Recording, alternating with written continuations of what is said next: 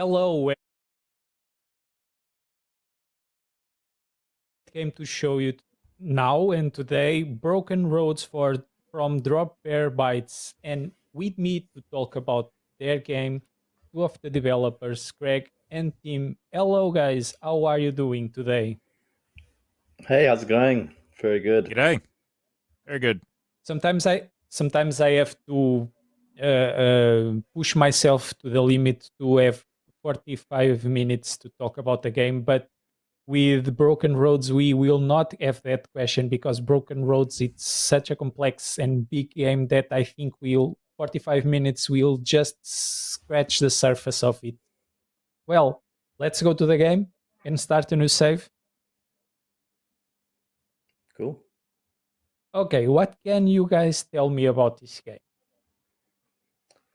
Well, it's a traditional, CRPG set in a post-apocalyptic future Australia, very much inspired by the classics like Fallout 1 and 2, Planescape Torment, Baldur's Gate, more recently Pillars of Eternity, and I think a lot of people recognize elements of Disco Elysium as well. Yeah, passion, something that we're incredibly passionate about, these old school RPGs. And Tim, myself, and a bunch of the team have been pouring our lives into it for almost 5 years now, and coming out in just under 3 weeks, 14th of November. So yeah, it's been a journey, and we're really stoked to be able to show it off now. Oh. Before we start any save, we have to choose our character. How different will be in the game? It will be very noticeable the difference between attributes that we have to choose before you start. This awareness, strength, or is just if I choose any character, I can do more or less whatever I want, regardless. Well, there's four different origin stories. They each have slightly different advantages and disadvantages. They're not quite the same as classes, because every origin story can have every skill, every attribute. But you start in a slightly different place. You might get some unique quest options, some unique dialogue options, but everything does sort of converge in one point. And yeah, the adventure sort of plays out after the origin stories, which can take anything from 20 minutes if you're speeding through it to 3 hours if you try to do every single thing. But no, we've designed it to be classless, to work with any morality you choose, and nothing's really closed out from you depending on the origin story you choose. Wow, great, great. The next thing that we have to choose is the moral compass, and this for me was not intriguing, but I was surprised because I found it's not original. There's more games that do something very similar, but we choose it in the beginning of each run. How will this interfere with the gameplay? What Well, is the moral compass, and how will she act upon the gameplay? this is our take on alignment, our way of handling sort of moral choices and difficult choices in Broken Roads. You have that compass that was just on the screen, 360 degrees around, four different quadrants, and your character is comprised of what you can see, the world view, that sort of golden arc that's Mhm. illuminated at the top there, and then the brighter areas at the center of the compass. And those sort of dictate which choices the player character can make. And as you make decisions or choices in the game, it'll shift slightly around the compass, or if you make a lot of decisions in the same quadrant, it'll narrow, and the outer edge gets a little closer to the outside, and you can start making more extreme decisions. So it's kind of like an alignment system that limits but also adapts to and rotates around depending on your choices. It can affect how companions and NPCs react to you. It can affect which dialogue options and which quests are available, because of, if I'm going to solve the quest in this way or solve a quest in that way, that entirely depends on your worldview. Um, yeah, and obviously there's traits, and there's different ways that they impact the character themselves. So that the traits might be something that you can do in combat only because you are in a particular quadrant, for example. Okay, let's just choose one that can put me more or less in this, can make it a bit more concise, because my first choices gave me a somewhat circular opinion. Now I'm trying to make it a utilitarian humanist, Sure. so it can stay more focused, my character. Mm-hmm. Okay. Yeah, Continue. and you can see each time you make a choice, the moral tendencies in the middle, those brightly illuminated areas, they go out a little further as well. So even if the moral compass, your worldview, does rotate around the moral compass, it remembers the choices that you've made, and you can kind of go back to those tendencies you had as well. Now we have. Oh, I've pressed the button, the wrong button. We can also spend some points to kind of round our character. Are we allowed to assign, because I do not know what I'm doing at this point? So Sure. Cool. Yep, great. Great. I was just going to suggest that you have at least 25 or more in shooting mastery for the hired gun, but it auto assigned you 27, so that's great. It's more. The game runs in Australia. How hard it is? Good. My name's Jake. Game start. Jake Anderson. And this is Bally Hall. I have something to put on you.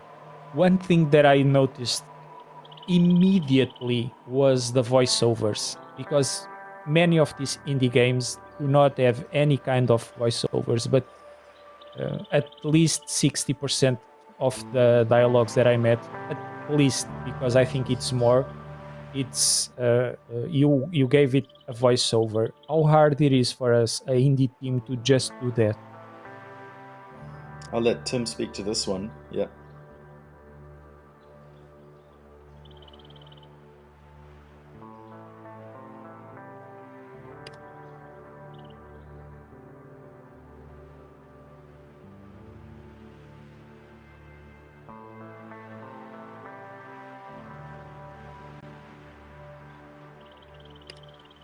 Right. So the job's simple and the pay's good. You'll ride along to Kokobee with a couple of my scouts as security for Cole. Mm-hmm.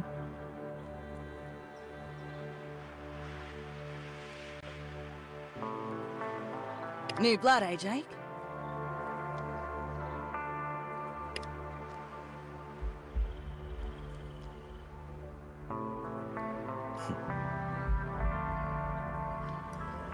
I imagine. I was not expecting so many of the dialogue to be, well, a line here or there we are used to, but almost the entire game being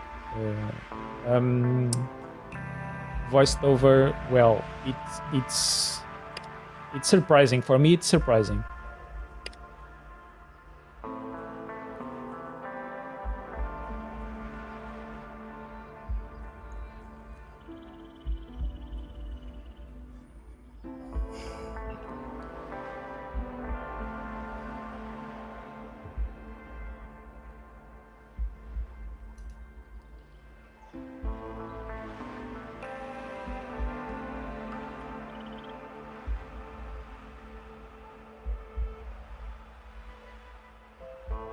Yeah.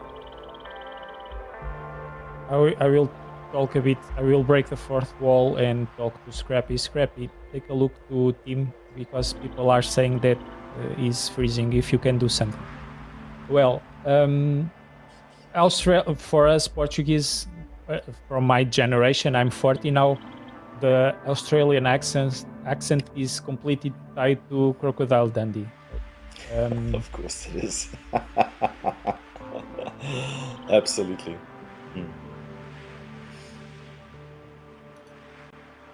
Definitely.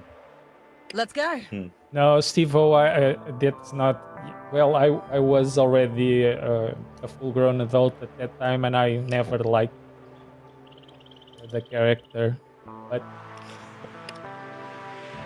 we also see the Jeremy Clarkson mocking with your accent on top here, and that's it. And mate. What? But the soundtrack, just the soundtrack.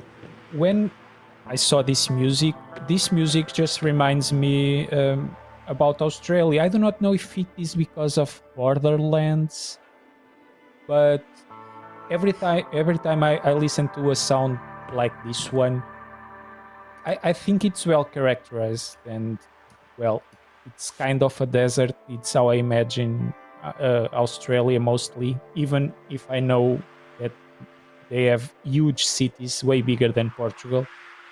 But I always imagine Australia as a desert. Awesome. That's great to hear, because I really struggled at the start of what, Australia sounds like, because we don't really have a particular sound. So it was more about what the visuals and the storyline were sort of informing me. So for you to say that's really cool. It feels like I've done my job. That's Who's great. this then? The story. How did you come up to this story, to the characters? It's kind of normal to have a post-apocalyptic game nowadays, but where do you get the idea from? You have told us the inspirations, like the first Fallouts, but how did you brainstorm for this game? How do you set up all the storylines, the main quests, the side quests? Is it very hard to make a game like this one? And how do you came to this idea? Cole, meet your new Well, protector. it started extra off muscle for as our trip to a Brookton, given I'll let Ella speak. It started off as a road trip sort of adventure across Australia that didn't really have too much of a story. Well, actually, before it was even Australia, it was just across some nondescript post-apocalyptic world. And then I decided, well, hey, why not set this in Australia? We can go all the way across Australia. But the more time we spent in it, we just got like far more into the story, into the world. We realized we're not going to go all the way We'll have across plenty of time to Australia. chat on the way to We're going to Kokobee. have to limit ourselves to maybe just Western Australia. Myself and my co-founder Jethro, our favorite game is Baldur's Gate 2, and we kept realizing the more we were describing and designing the game, the less we wanted the resource management and the kind of semi-linear Oregon Trail-like road trip across Australia, and more story, more quests, more depth of characters, that kind of thing.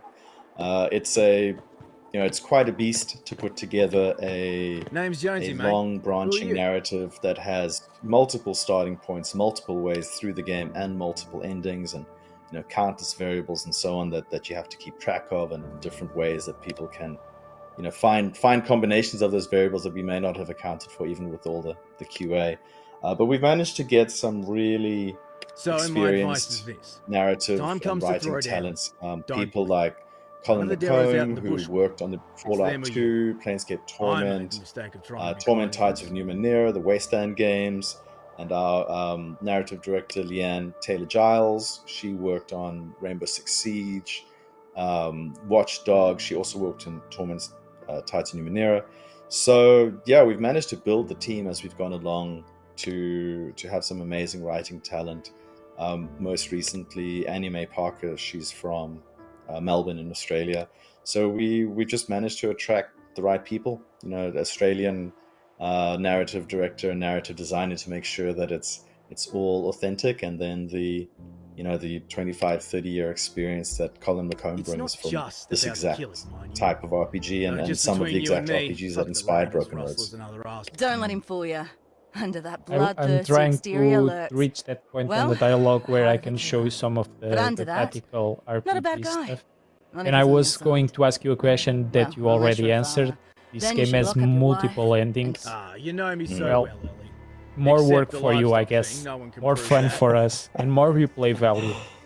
Yeah, that's it. So we don't even know the number of permutations that you'd be able to get through the game. I mean, there's 36,000 points on the moral compass. There's literally billions of stat and skill combinations. There's different factions you can align with, all that kind of thing. So yeah, we really want people to have a great, first experience for those that are only going to play the game once, but we did really very intentionally plan a lot of replayability and difference based upon origin story and your worldview on the moral compass. Okay, this is a example of the tactical combat that reminds me a little bit of, for instance, Gear Statics. We have a free form of moving. We can move to any place that we choose to. We just have to have the movement to spend, and then we can just choose the action. Yes. So we've decoupled movement points and action points. We've also got skills and items that you can use. If you click on the skills and items above your points at the very bottom of the screen, there's grenade, there's all the different abilities that you will improve as you level up. We originally had the game as a grid-based tactical combat, but when we moved from a 2D, because we used to have a 2D tile-based world, we realized, well, we can make the game just look and feel so much more organic if we move into 3D, but then the grid doesn't align very well because you would have to put all the objects mainly at right angles, and it looks like a tile-based RPG if you do it that way. So we just made it to freeform movement, like you said. I guess I prefer it that way. It gives us more chances to just move around, and for instance, I do not have the movement points to just go here, but I will hide behind the wall.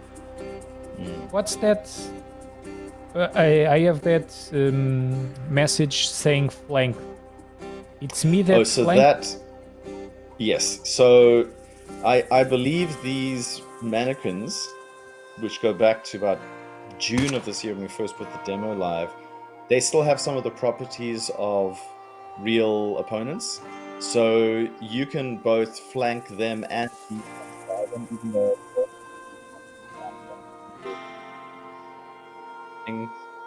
battle. But if they are at a right angle or behind you, you get an advantage to your to-hit percentage. This mannequin has a status. I'm more of a talking girl in this playthrough. On the first time I've played, on the other time I've played, I've talked my way out of most of the situations. But this mannequin had the status of injured. Yes. What will happen in the game when they have that status? So you get injured, you get hurt, injured, and maimed. And basically, the more hurt they get, the less action points and less movement points your enemies have. The same with your companions and your party. So instead of simply targeting one enemy with all of your combatants until that one enemy is dead and then moving on to the next one, there is advantage to wearing down each of them. Maybe somebody, you can get them below a particular threshold because they're going to lose too many action points or movement points, and they're forced to heal. So it just adds that extra level of strategy where as they actually get more hurt, they're less effective in combat. That's great. You wouldn't really expect somebody with one hit point to be as effective as full hit points. And maimed, what is the meaning of that? Oh, that just means it's additional penalties. So even less action points. So it might be like hurt is -1, and maimed is -2. I've noticed that when I started the fight, the music just changed. And it's incredible because now I do not remember the previous song because they are it's more quick, the song, it's more actiony, but I do not remember the quiet one that was playing. That's great for you, Tim, because it's I'm completely immersed now in the fight. I forgot everything about the rest. That's a proper good job for us, the player. I have no clue how do you do this stuff. I'm just a random guy. I'm a nurse. I've never worked with songs or music in any kind or shape, but this is very immersive, the work that you did here. That's great to know. Thank you very much. It's funny you say that because this song in particular, I threw this thing together in a few hours. Craig messaged me and said, "Oh, we need a track for the target practice." I'm like, "Oh, right, I'll just throw a silly little thing together just to like you said, break the feeling of the last song." So I kind of went with the exact opposite of what was currently playing, and yeah, it's good to know that it does its job. Yeah, it is. It does, because it really clearly makes a separation between what was happening previously and what is happening now in the screen. And for us, the players, sometimes in some games this does not work very well, because we do not know if the fight is over or not, and it can break that immersion feeling, because when the song changes, we know, well, we killed everyone now. The song has ended, we killed everyone. But in games like this one, a tactical RPG, this just creates a more enthusiastic moment. I do not know how to explain this, because we really get into the fight. Now I'm fighting, now I'm not talking, not doing anything else. Yeah, previously, I think the track that was playing was Stonefish, which is a very sort of chilled out, ambient, long, slow sort of track. And this one, Target Practice, boringly named, a lot more upbeat, more tempo. As you can see, it's just gone back to Jellyfish now, which is a lot slower and a lot more gentle. Yeah. Now I remember. I've noticed that you chose not to. My stream stopped. You chose not to add marks, mission marks on the screen. Was this why did you choose not to have a marker here over the character, just to tell us that we have to go there?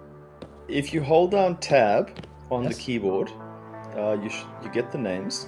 Yes. There's also an options, a setting to display objectives, and I like my RPGs. So if you go, I believe it's under controls.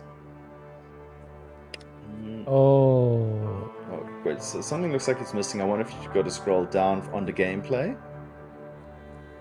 Go back to the gameplay one. There's one that allows you to have so scroll down, toggle object labels. That's just you have the thing. I wonder why it's not coming up. We do have the objectives at the top right of the screen as an option. Maybe this is limited because it's the demo. I prefer the less obtrusive UI. I think that it's better to be able to offer people to have the hand holding if they want it or if they don't want it. So now I think that the object labels are on. It'll show you everything you can interact with. But having those icons and having those names and stuff over everything doesn't feel like quite the same type of RPG.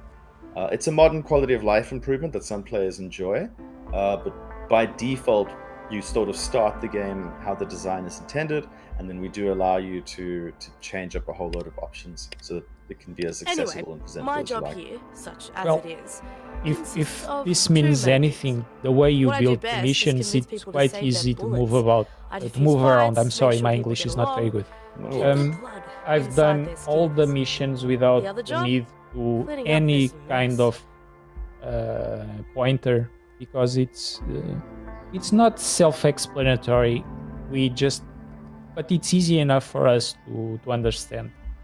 We do not need, in the way that you structure the game and that you explain the missions, we do not need that holding hands stuff.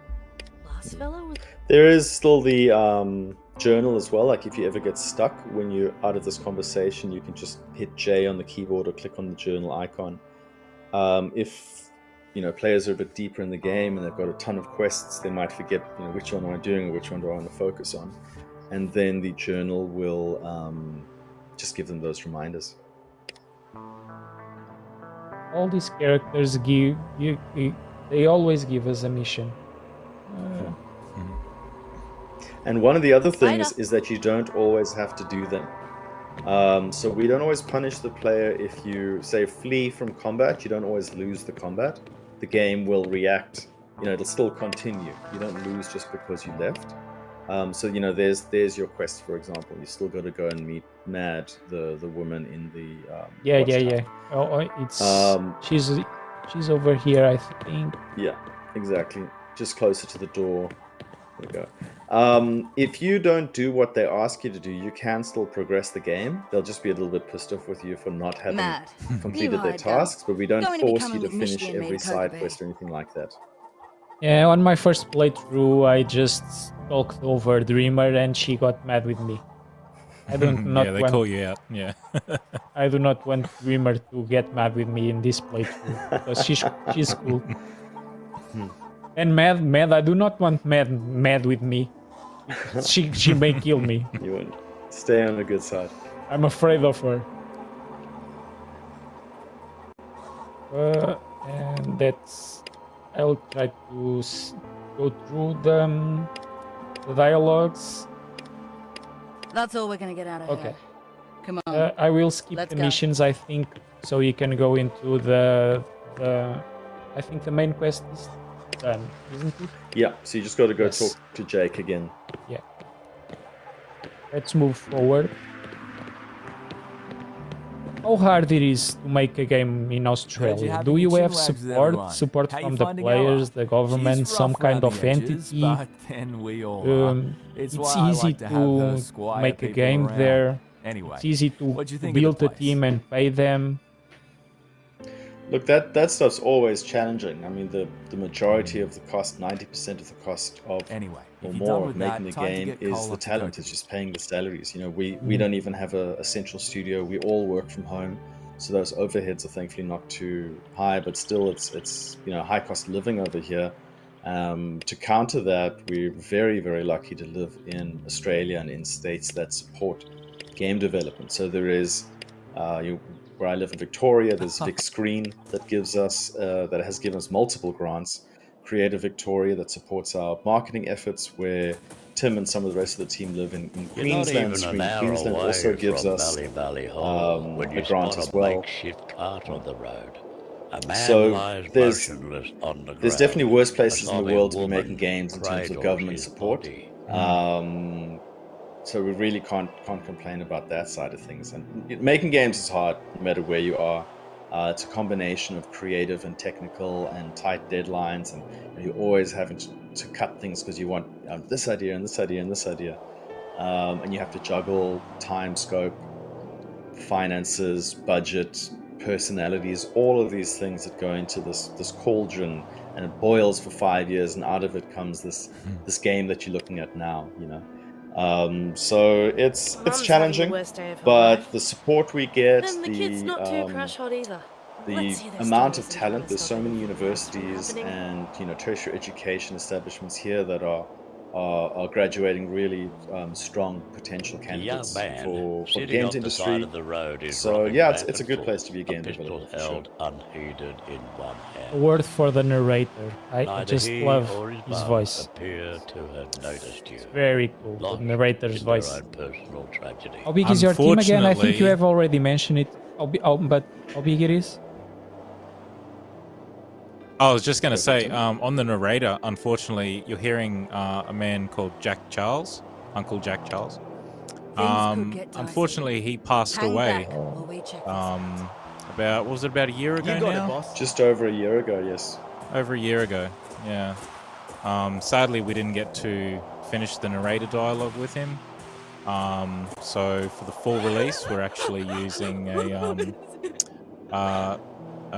lovely lady named Carla, who will be doing the full narration. Just as awesome. It will still be just as great. But yeah, Uncle Jack's voice is very unique. That's for sure. It's kind of emblematic, I guess. His voice. It's a shame. Yeah, for sure. Absolutely, yeah. A huge loss to Australia.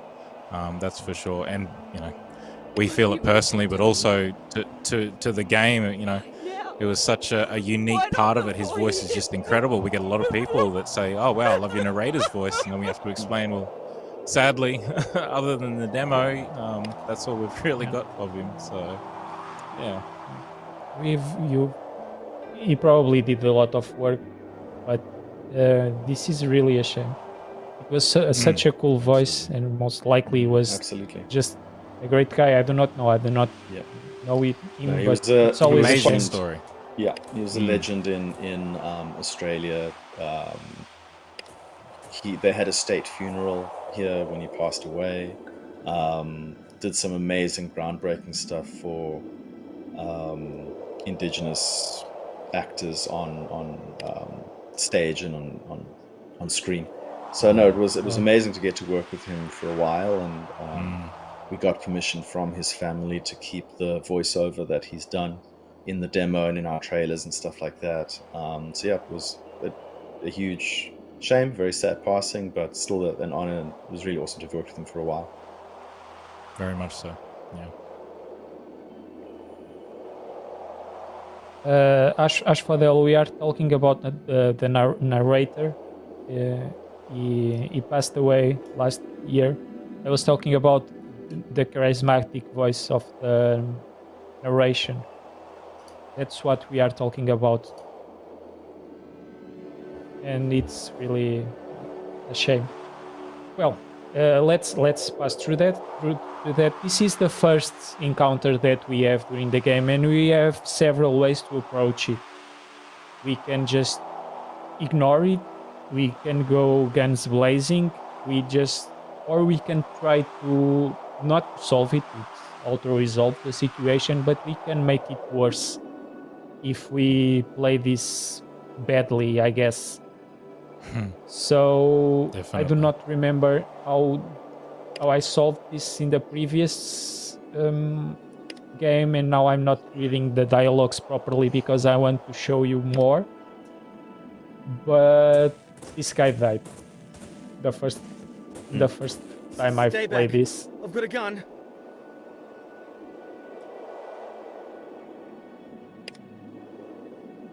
The situation here is that we have to take this guy here, an engineer that is hidden behind this car, to another city, and on our travel we just find this scenario: a guy that is shot with a woman laying over him. We know nothing about this situation. Then she explains to us that this person here is her son, and it was him who shot his dad. We don't know nothing about the story. Yeah, And now we have hope to that try to solve, in the best of our possibilities, the situation. It's kind of something that is transversal to all the encounters that I have. There's plenty of ways to solve a situation, and we can choose how to approach him. Can we solve the entire game without a fight, or we have to fight at some point? Yeah, you can finish the whole game. There's multiple pacifist routes through the game, so you can finish it without killing anybody. You can finish it without combat, depending on your choices. And even if you do get into combat, you're able to run away sometimes without it affecting. You won't necessarily lose. The story will just play out in a different way.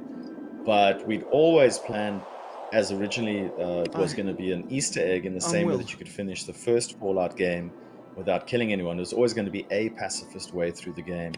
And then over the last couple of years, we just started adding more and more. And now there's multiple ways to get through the game without having to engage in combat if you don't want to.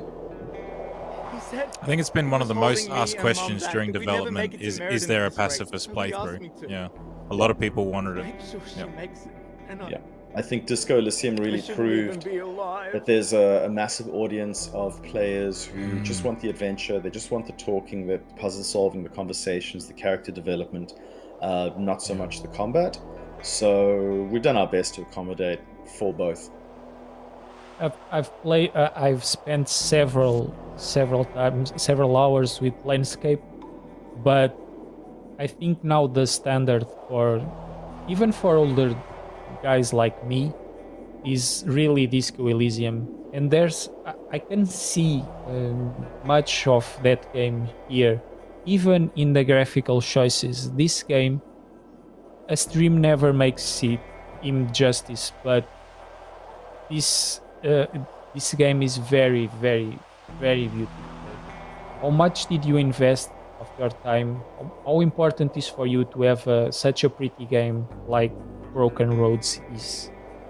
Well, thanks very much. I'll tell the art team they'll be really stoked to hear that.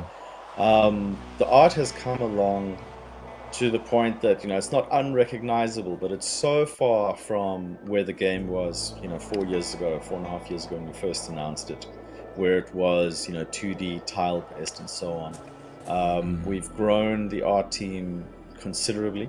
You know, I think the art team now is larger than the team that we first showed the game off at PAX, if that makes sense. Like when we first announced it in 2019, we now have more artists than everybody that was in Drop Bear Bytes at the time.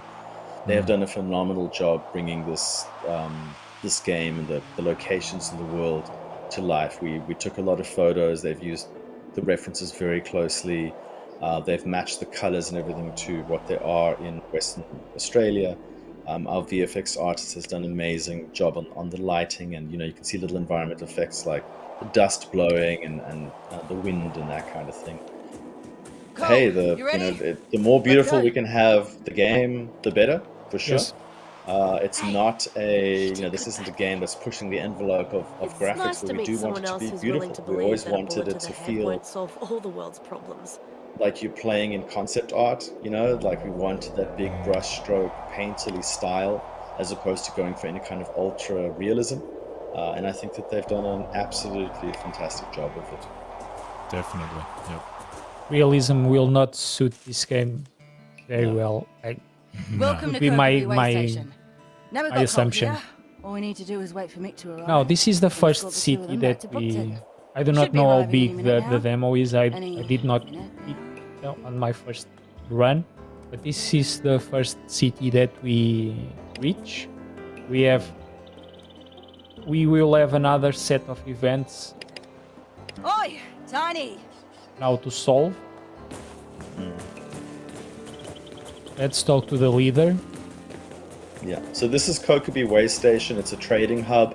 It's where a road and a railway line intersect. Welcome to This is Kokobe, also stranger. based, like pretty much everywhere else in the game, on a real-world location. And the way the map is laid out and the buildings that are there are copied, you know, from what's actually there in the real world. Yeah, I'll let you get into the situation here. Well, I think I know the answer for this because you are from Australia, but will you be present on the physical event? In the X physical event next month? No, unfortunately not. We're so close to launch. Some of our team are in Europe, some are in South Well, Africa, but the majority are We hired here a in mercenary, Australia. Mason, And to help protect the town. our trips and our physical presence and travel for marketing this game at the moment is done. We're just going to focus on making it as good as possible by launch, and then continuing to patch and polish after launch. Yeah, the game is almost releasing. Is next month, isn't it?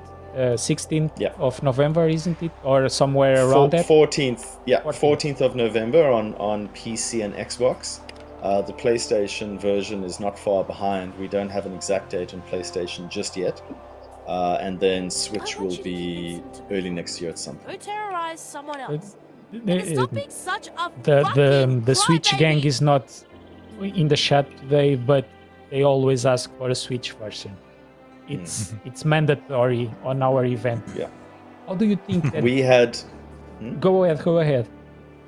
we'd planned to do Switch from the very beginning. Go sit You know, on a quite a lot of rusty people on the spike and team have got a rotate, you old Switch. filthy The developers bastard. who've produced on that So system have proven that it's capable of running things like Looking forward Baldur's to your Gate, public Disco service Elysium, Divinity, The Witcher 3.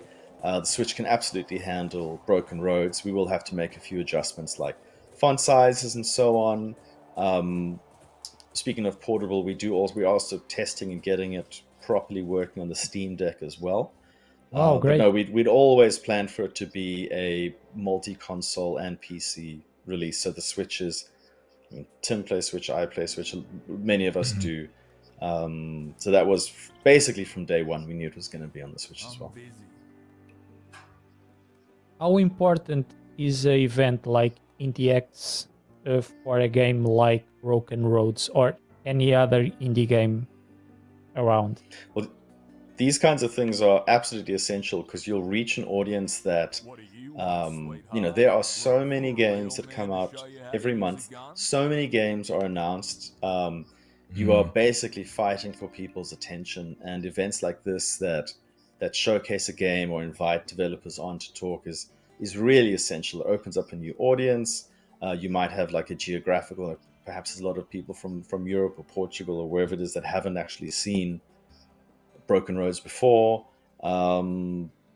So these kinds of things, anything that results in more eyeballs on the game, more wish lists on Steam, these all help us tremendously. There's such a strong indie scene. It's just getting stronger and stronger over the last few years. The tools like Unity and everything are all out there, so that just talent and hard work really are what is coming to the fore. And these kinds of events and these kinds of showcases, you can find talent from all around the world nowadays with a digital event like this. So it's incredibly valuable for us. Yeah.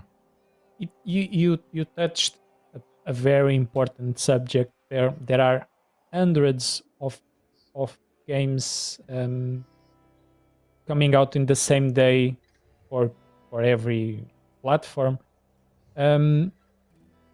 What did you do to make your game stand out? How did you make your marketing? Well, we decided quite early about a brand identity and what the core brand pillars are, and stuck to that. We wanted authentically Australian. We wanted the choices, the philosophical choices, to be meaningful and really matter. And we also wanted to position ourselves in a very crowded and ever more crowded marketplace between the competitor titles that are out there, knowing we're going for something super niche, but we still have to find a point of difference. The Australianness, the art style, the dialogue, the moral compass, the music, all of these things I think are helping Broken Roads stand out.